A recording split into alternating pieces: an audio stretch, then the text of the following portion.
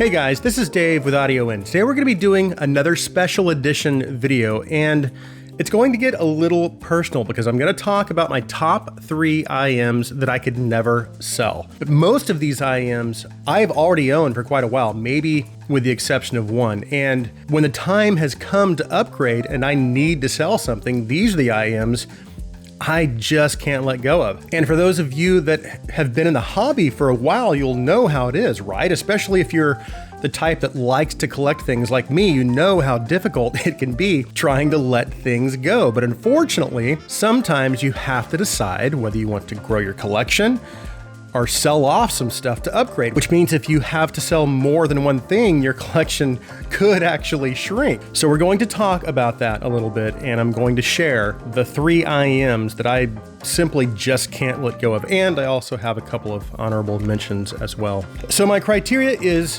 very simple. These are IEMs that I listen to on a regular basis and that I've become so attached to that up until this point, I have not been able to part with. And here's the thing, not all of them necessarily fit my tuning preferences. As a matter of fact, some of them have fairly unique tuning characteristics and are even considered by some to be, well, not so great overall. But they each have something very special to me that goes beyond tuning and technicalities. And at risk of sounding overly gushy, somehow they've managed to connect with me on a more emotional or a deeper level.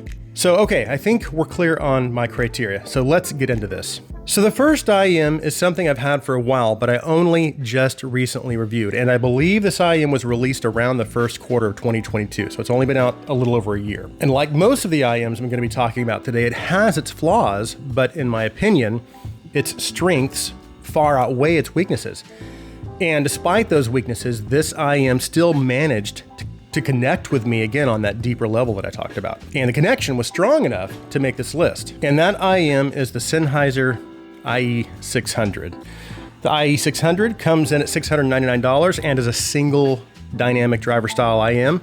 And if you've been following my reviews and comparisons, you'll know this is an IEM that I refer to quite frequently, especially when I'm covering IEMs that have a bass focused or V-shaped style tuning, because this is one of my favorite V-shaped tuned IEMs right now and is what I consider, again, this is just my opinion, to be the bass king under $1,000. And it does have its flaws. The overall tuning veers pretty far outside of my tuning preference. And to be more specific, the mids are a little too recessed and the treble is very elevated, but somehow they've managed to avoid ever getting to the point of sounding harsh or becoming fatiguing, which is crazy when you consider the amount of overall treble energy. But as I said, the positive and attractive attributes far outweigh its negative attributes.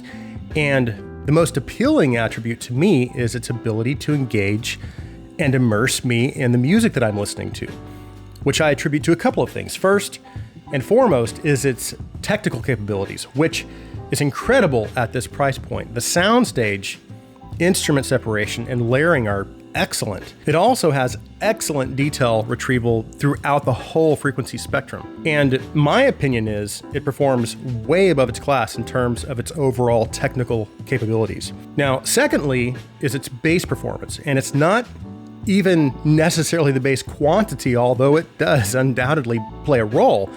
But beyond that is its bass quality. So of course it has an excellent amount of slam, impact, and again, that visceral physical sensation that you hope to get out of a dynamic driver. But it's also a step up in terms of just overall technical bass performance and quality. And what I mean by that is the bass speed, which is impressive for a dynamic driver. Again, you would expect that from a BA driver, but not usually with a dynamic driver. That's one of its weaknesses.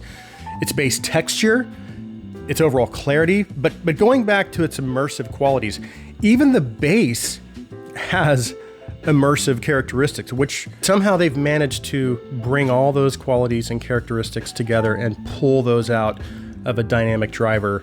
So at this price, I just think that's pretty impressive. But the bottom line is the IE600's tuning is pretty unconventional, but it still managed to captivate me with its incredible technical capabilities and impressive immersive qualities. Okay, let's go ahead and move on to my next pick. So these next picks, and yes, I said picks because there are multiple IEMs, probably won't be a surprise to any of you because these IEMs were already kind of legendary, and now with their newest release has, in my mind, again, set the standard at this price point. And while there is one in particular that I've grown especially fond of, they've all made a lasting impression on me for one reason or another. And these IEMs are the original DUNE SA6, SA6 Ultra, and the SA6 MK2. And yes, while there has been a lot of new IEMs come on the scene since the release of the original SA6, I still feel it can hold its own in terms of overall performance for its price, and is in a lot of ways responsible for laying the groundwork and leading the way in terms of lowering the price to performance threshold and giving consumers a high-performing IEM at a much more affordable price. And then we have the SA6 Ultra, which improved on the SA6, and then finally the SA6 MK2, which now, in my opinion, sets the performance standard for IEMs at $579, but not just at $579. I personally feel it competes with IEMs all the way up to $1,000. And I'll tell you why. Because like the IE600, the SA6 MK2 has the ability to engage and immerse me or the listener, and I would attribute that to both its tuning and technical capabilities. And just to remind you, this does border on a mild V-shaped style tuning presentation, so the bass and treble are a little more elevated than what you would see in a more neutral style tuning. But the SA6 MK2 takes a little more of a fun approach, but does it in a more tasteful and refined manner, as to leave me feeling as though I'm listening to a much more expensive IEM. And that's reflected not just in its tuning and overall sound and technical performance, but it's also reflected in its build quality and design as well. As a matter of fact, the SA6 MK2 is probably the most beautiful IEM that I have in my entire collection. So the new SA6 MK2 is now my new benchmark at the $579 price, and along with its siblings has also earned a spot on my list of IEMs that I could never sell. Next on the list is an IEM that holds a very special place in my heart. And as IEMs go in the $1,000 price range, even though this IEM has been out for a while now, it is still what I would consider to be one of the best tuned and tonally correct IEMs that you can get. It's simply excellent in my opinion. And what's interesting is it seems like recently not many of the IEMs I've been reviewing have really fallen within my personal tuning preference, which is neutral with a bass boost. But it's something I try to mention as often as I can because I feel it's important for you, my viewers, to know not just what my standard is in terms of tuning, but also what type of signature I have a proclivity towards and the type of signature that I'm most drawn to. And we've recently talked about the Studio 4 in my last video, and that one is actually pretty close to my tuning preference, with the exception of some extra upper mid-range presence. And if you've watched, again, my most recent video, you'll know how much I love the Studio 4's tuning. But it's not often I get to highlight or talk about IEMs that I really love. As a matter of fact, I've never even reviewed this IEM, and I rarely mention it, which is kind of crazy. So the third IEM on my list of IEMs I could never sell is the Theaudio Monarch MK2, and I'm sure that's no surprise to you guys. The Monarch MK2 comes in at $1,000 and has a tribrid configuration consisting of 2 EST drivers, 6 balanced armature drivers, and 1 dynamic driver. So now you know which IEM I use as my tuning reference, which is again neutral with a little extra bass. But here's what's funny. I'm always talking about IEMs having a more upper mid focus than I prefer.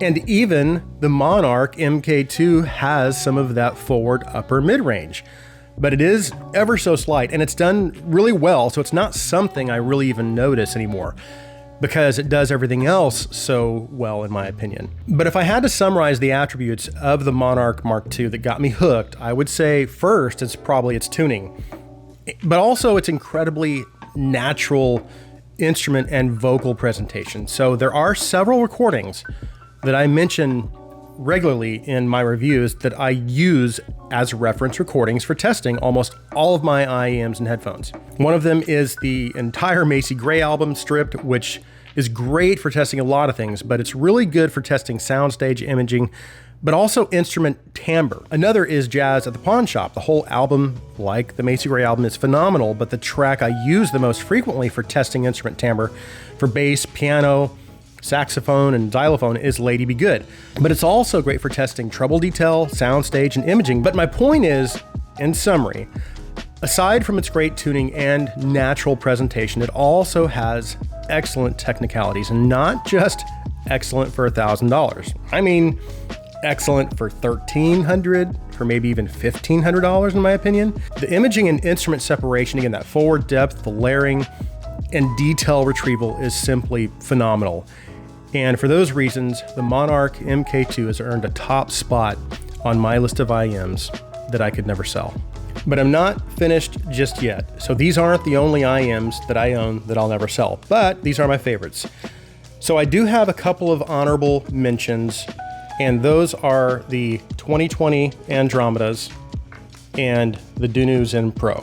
Now, the 2020 Andromeda, while taking, like a lot of the other IEMs, a fairly unconventional approach to its tuning, has excellent technical capabilities and detail retrieval. And also the DUNE Zen Pros, while again having a little bit of a different take on tuning, still delivers a very engaging and intriguing listening experience, and is also quite revealing when it comes to testing sources like the Andromeda 2020s. So I use both of these frequently in testing new devices that come in. And again, I've had these both for quite a long time, and I just really can't see me ever selling these two either. So these are probably my top 5 IEMs that I own right now in my collection. Again, there are even more that I have that I don't think I'll sell, but who knows, time will tell.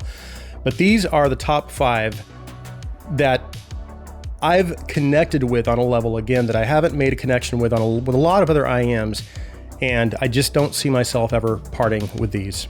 And as you can see, my collection is pretty diverse when it comes to tuning styles, as I'm sure is yours, because while it's important to have your references, I think it's also healthy.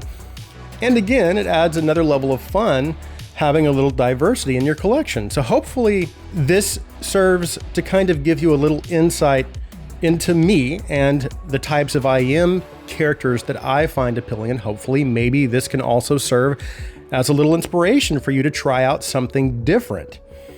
But even more than that, my hope is that you never forget, ultimately, this is about the music.